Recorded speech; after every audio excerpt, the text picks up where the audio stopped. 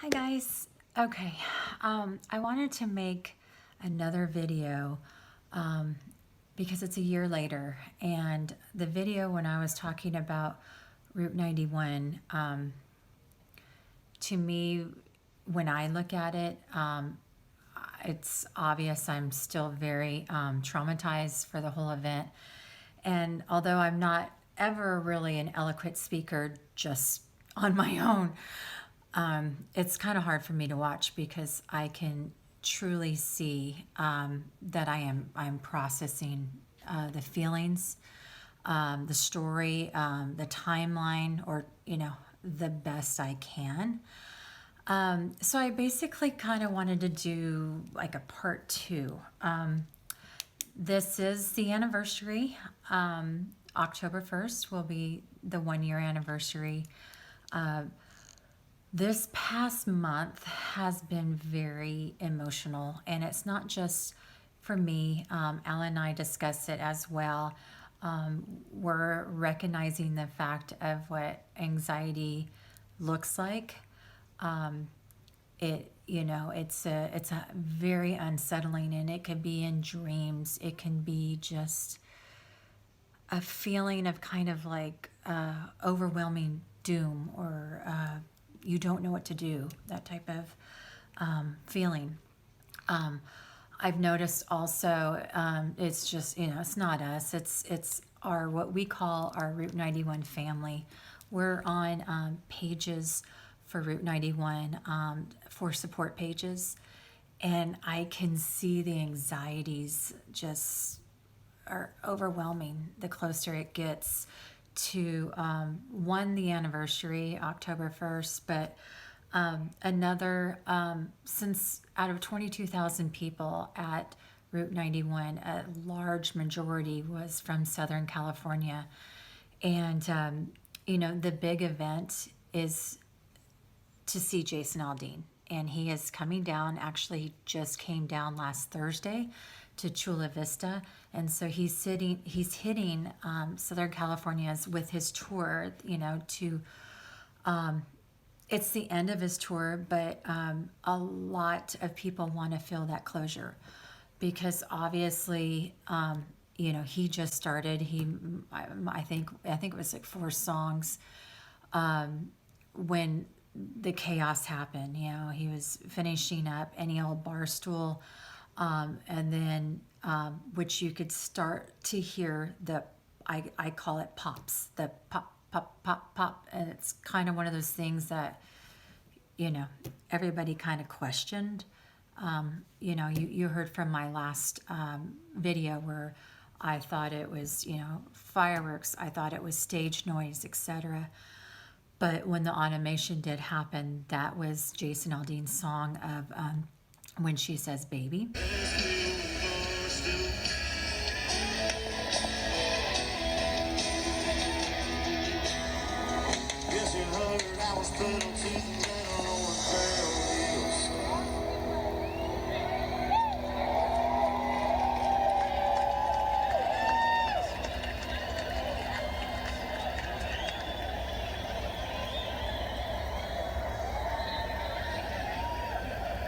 All right, would y'all say we pick it back up just a little bit?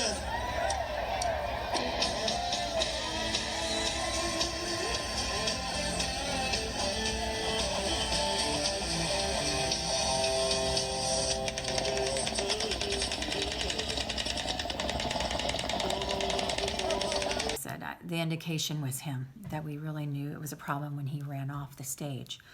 So, basically for ourselves, Alan and I, as well as a lot of the survivors, they need this closure. They need to go to a concert with Jason Aldean and finish it the way it should have been finished. Actually, a week after Route 91, Ellen and I were due to go see Jason Aldean right here at the Honda Center, and it was canceled. Obviously, we know why. And, the one thing that we forget is Jason Aldean is also a survivor. He also experienced heavy traumatic experience, just not knowing what was going on, and his security is telling him to get off the stage, and his 8-month pregnant wife was standing right there as well. But it's not just him, it's Big and Rich, Jake Owen, Luke Combs. A lot of these artists were there because they were there for the party. They were there for the camaraderie of supporting each other and their music, and quite frankly, there for the party and having a good time, which we all didn't experience. So Al and I are going to the concert the 29th, which, there's two concerts that are pretty darn close. One is in Glen Helen, which is actually this Saturday, and we're going next Saturday to Irvine. It is the last day for closing out Jason Aldean's tour. It's going to be very epic.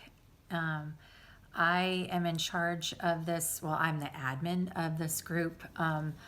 For right now, I think we're getting close to about 700 members of survivors that are just attending that concert in Irvine. And, I've been kind of the mama to lead information, or trying to find the right contacts of information to give to the survivors, to know that they're not alone. I actually met yesterday with the venue and had a meeting and talked about security, talked about what needs may come up, what the feeling is like, just in general information about in contact, the kind of the thing that's been happening when survivors do go to concerts since Route 91 are these bracelets. I don't know if you can see, these are just two, and I swear I probably have 10, maybe 15. These are the ones that I made, and then I had a lot of donors, if you can see it. Jason Aldean, Irvine, California, finishing the set. And that is the most important thing, is to finish the set. So we're excited. This one says honoring our fallen, for the 58 that died that day.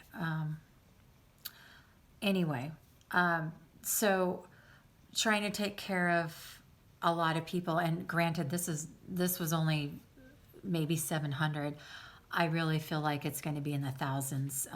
The people that it's just by happenstance that they actually see the Facebook group page or their friends add them, etc. But I really feel that it's going to be in the thousands. That this 5 Points holds 12,000. So it is a really hard estimate to try to figure out exactly how many survivors are going to attend. But I want to say it's going to be a high portion that's going to attend. So this Saturday, a lot of survivors, like I said, are going to Glen Helen, and next Saturday is going to be a huge stepping stone. It also happens to be the anniversary weekend. So at the 29th, that was a Saturday last year that we were there and having a great time. It was super, super fun. So October 1st, there's a lot of opportunities to get together. One is in Las Vegas, October 1st. There's a healing garden that was put together within weeks after last year's shooting, and to honor the 58, to kind of have serenity and have a peace of knowing this did happen. We are there for you, and the mementos from people, from cowboy boots to painted rocks. And I think y'all might have seen some posts that I've done before, because we actually we went to Las Vegas and saw the healing garden like the month anniversary after the shooting, to kind of prove to ourselves that we're going to get back on the saddle. We can do it. It's not as scary, But the Healing Garden has been under renovation this past month, and it's more concrete, it's more structured. That's going to stay, and we've made a tile, we've made the rocks, and but it's not just us; it's all these survivors that are put a little nugget of themselves or their friends or family members that were lost. So that's just one event happening October 1st in Las Vegas. There's probably 3 or 4 that I know of just in the Southern California region. And, but, we have survivors in Canada, we have survivors on East Coast, all over, just all over. So those are just a few events, but the one thing that Alan and I choose to do is we're taking that day for self-love, to care and love just on us. And so, we don't really know exactly. We have some ideas of what we want to do, but honestly, it's just serenity. It's kind of getting away from the BS of media and their viewpoints. And I think the hardest thing is that the answer why this one man did it, was he truly alone? There's still a lot of questions to the survivors, and we really don't feel like it's been answered, to be honest. And that's just, it's a real, let's just say, it's fucked up, of never knowing an answer of something of that magnitude. I don't know. Obviously, we've never been in a situation like this before, but your closest friends, your closest family members, the hard thing is, as much as we love you and you love us, I guess you don't get it enough to know, because obviously you weren't there. I guess an example I can say is September 11th. We all know what September 11th is. We all know as a nation the magnitude of how that felt, to be invaded, to have terrorists plan and just on our soil. But here it's many many years later, and we remember. But I think the hardest times really go to the people of the city. I know it affects me a little bit because of the fact, and I might have said this before, but I used to live in New York City. I used to go underneath World Trade Centers because there was a mall there. So, on my lunch break, I worked off of Wall Street. I would go in there, I'd grab something to eat, I would, I'd shop, whatever. But it does affect me because of the fact that I have a little bit more hands-on with that. One of the apartments that I looked at, because I thought maybe at that time of going to NYU and getting a place that was $1,500 and it looked like a shoebox, but it was one of the buildings that did fall, the surrounding buildings of World Trade Center. So anyway, I'm kind of getting off topic, but I want to say that, I know sometimes maybe we don't act like ourselves, or sometimes we withdraw back, or we've actually had this said to us, why are you so interested? Why do you keep looking at videos? Why do you put yourself in that mind frame? And it's because we feel like we need to. It's unanswered. And how the thing is, we'll never be the same after that. So all I can say is have patience with us. Kind of walking and going through this, because obviously it's not something that we planned on. We don't know how to handle it when life happens. When they say that you don't get a book of parenting, or, when you first have that baby and you're like, oh my gosh, what do I do with this cute little thing? It's kind of like that, but obviously 1,000 times magnified. So I know for myself, when I am surrounded by stressful situations, or I don't know, people's drama or attacks on myself personally, I put myself in this little box, and I'm like, you know what? I can't.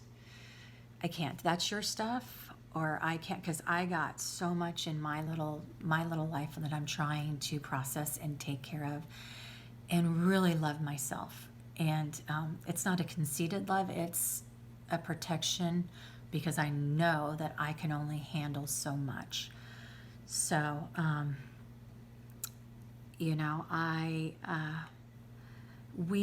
I guess Alan and I still go to counseling, here and there. We just went last week, and I'm sure she wasn't too surprised that we called, because obviously, and she told us, the year anniversary is going to be a pretty big deal. So we processed, our things. We bounced things off, and it's good, because you don't want to feel like you're crazy. You're just not getting it. I know, and I'm sure it's okay if I say this, but I know with Alan, he gets in more of that days, where it's like lights on, no one's home, and I think that's him trying to process or handling it. And so, we've actually went to a group meeting that the Victims Compensation Board put together. And so it was all for Southern California. And this one lady's job, and I might have mentioned it to a few of y'all, but this one lady's job is to go from traumatic events, Boston, Florida, Texas. That's her job, and my God, oh, bless her.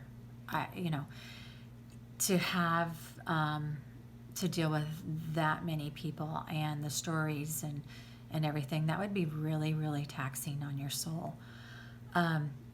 It was interesting because of the fact, they may try to help people for 3 years, say, dealing with counseling, getting the right, information, the right funds if they lose their job. And, people usually find out, it's like when something like this happens, an aha comes out somehow, like, what the hell am I doing? I'm in this job that I don't really care for, and it's that light bulb moment where, so they try to help victims, go back in, get career counseling, find their happy place, basically.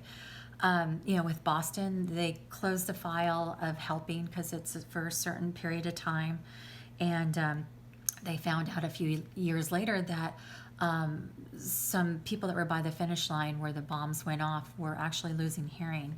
So it's things like that every event, every traumatic event, they're constantly learning. And so, basically, when we went, it was an open forum, and it's husbands that are with severe PTSD. They're the main breadwinner. This family has lost everything. They're trying to get dad back. They're trying to have dad be the same, and meantime, they got to live. They got to have money, and if they were hurt, that was a whole nother ball of wax. And just dealing with insurance and all that kind of stuff. Anyway, but the one thing, And it sounds so simple, but the one thing that she said was, this is going to be with you for the rest of your life, 5 years, 10 years. And I don't know why. I don't know why I didn't think about that. I just, to me, truly, it's living day by day. And I knew, because I've been told 1 year is going to be tough, but it's just something that I never thought that, my God, it's forever there. I've been forever changed. So, anyway, where are we now? You know what? If you're a friend of mine, I do post, and we have a lot of good days. I have a lot of good days, and I love to laugh, and I love to make others laugh, and I understand the process of our world, how stressful it is, and how we're trying to do so much as mothers or parents. And so I truly take value into trying to find my happy spot, or going for a walk on the beach and finding my zen. I know my days, and if I'm feeling doom and gloom, I usually have a few lifelines I'll reach out to, friends. Obviously, Alan and I utilize each other a lot, but times where I'm like, okay, this is a self-love day, and it could be silly, it could be really going for a brief walk, it could be, what, I really need a acai bowl. I need tacos. I need, whatever. I mean, it's something that is just for me, and I'm going to enjoy the taste, the sounds, the smells, whatever it may be. So, obviously when you go through something like that, it's you get the learning lessons, and, it's trying to better the day before. And quite frankly, that's all you can do. You appreciate the gratitude. I am fortunate in the fact that I have faith, and I'm a faithful person. And one thing I've realized too is going to church, and I love worship. I like, worship to me is singing and feeling that, it's not just us. And it's really grounded me during those times, and I really have embraced it. And the one thing, I am not the best singer, but I do love to sing. And I'm always getting embarrassed, like who can hear me. But I learned from somebody years ago that to worship in your own temple. So that's what I do when I go to church. I really try to eliminate the the distractions around me, and let my heart sing. So I don't know if you'll get that or not, but I just wanted to say that. I think with the fact of another piece of information, and I know I'm going on, but and I wish I could remember who said this to us, because I think you've known from the last video that we kind of struggled with the word survivor.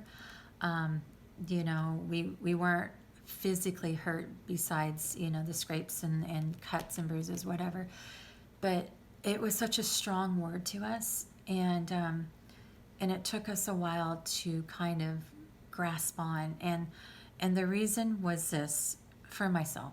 It was somebody, and I wish I remember who it said, but what happened was combat. And we weren't trained in the military. We don't know combat. We don't know how to react to that effectively. Obviously, the one thing I've learned recently, I guess I don't do well under shock. Route 91, that was huge. The amount of, I would say, a mom moan coming from my mouth, I couldn't stop it. It was just sobs because of thinking of my kids or our kids. So, I think with shock like that, I'm not good. Alan was pretty good. His mind still processed. He still looked for the out, the exit, and where not to go, what to do. So just on Route 91, I realized that. And then if y'all saw my post that happened a few days ago with that crazy maniac that came, he almost hit my car, but then that didn't stop him. He had to run out and verbally assault me, but he's on my youngest daughter's window, and he was so whacked out that I didn't know if he was going to break through the window, if he was going to try to harm her. Anyway, yeah, totally stressful situation. But I knew again I did not handle it the right way, or the only thing I could try to get out of there, and I was kind of pinned, and it was a hard thing. But I had that same feeling of just panicky, like I don't know what to do, and this guy is just going off and saying, "Oh, you're not so bad, are you?" And all this, and so I recognize that for myself. I don't wish it on anybody. I just want to say again, thank you, and thank you for your patience. I know that we are not the same people, and I know that we've withdrawn back some, and and we've taken shelter with ourselves because we can exchange our thoughts, and it's a safe place. So anyway, probably won't be hanging out on October 1st. We're gonna just be by ourselves, and I don't know, it may include survivors, because they are having different events, but I don't know. I just want to say thank you again for all the care and love, and we're trying to get through it, and that's all we can do.